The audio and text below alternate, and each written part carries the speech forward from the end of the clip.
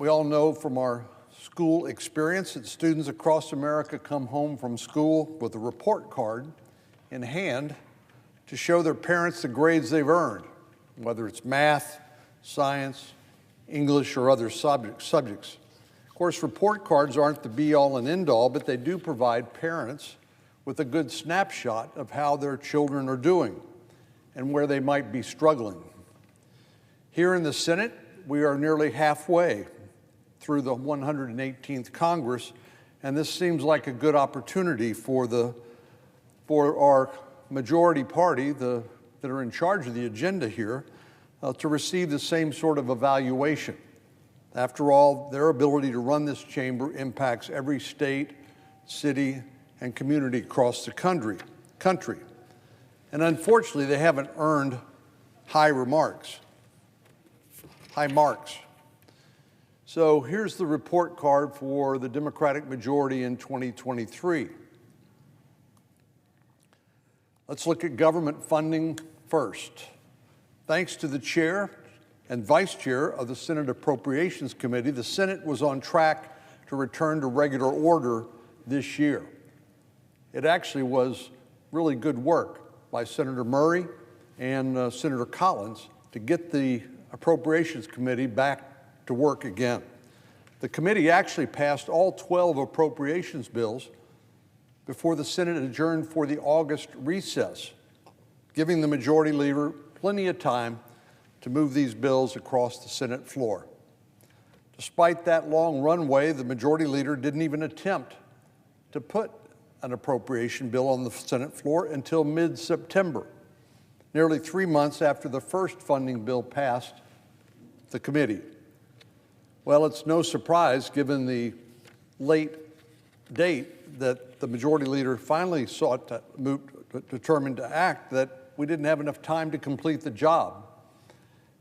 So at the end of the fiscal year, which was the end of September, we had to pass a short-term continuing resolution to fund the government until November.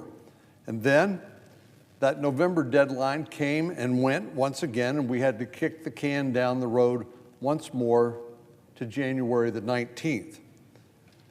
So when the Senate returns in January, we'll have to hit the ground running, because we're up against not just one, but two funding deadlines. One is January the 19th, and the other is February 2nd.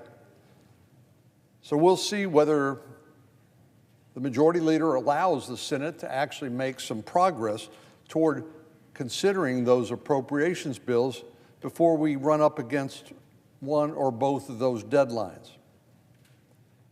Well, the next major piece of legislation we have is the National Defense Authorization Act, otherwise known around here as the NDAA, one of the most important bills that the Senate considers every year.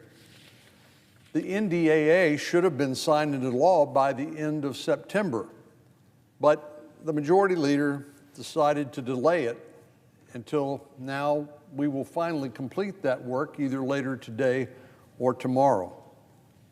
The Senate will finally pass this bill, which should have been passed by the end of the fiscal year in September, this week, more than 2 months behind schedule.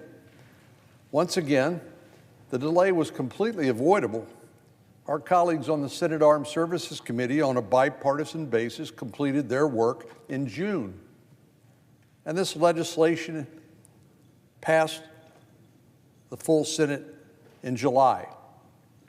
We had plenty of time to resolve the differences between the Senate and the House versions, but unfortunately we squandered that time. So here we are.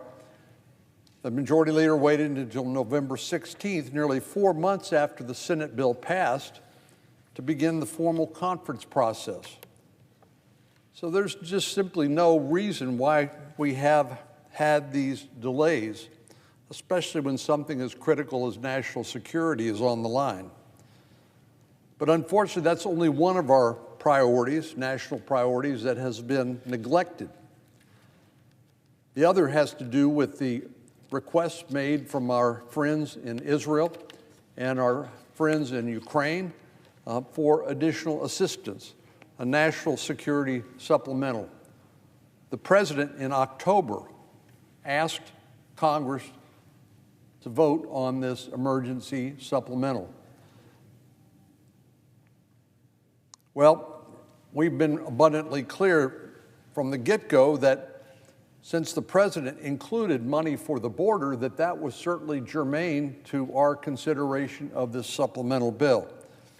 We will not, though, merely fund the current and open border policies of the Biden administration, which has been an absolute disaster. Millions of people coming across the border being released into the United States, drugs that took the lives of 108,000 Americans last year alone, and then, of course, the 300,000 unaccompanied children placed with sponsors in the United States that the administration has simply lost track of. You may recall that the New York Times did an investigative piece which pointed out that in 85,000 cases, when a call was made to the sponsor 30 days after the child was placed with that sponsor, there was no answer.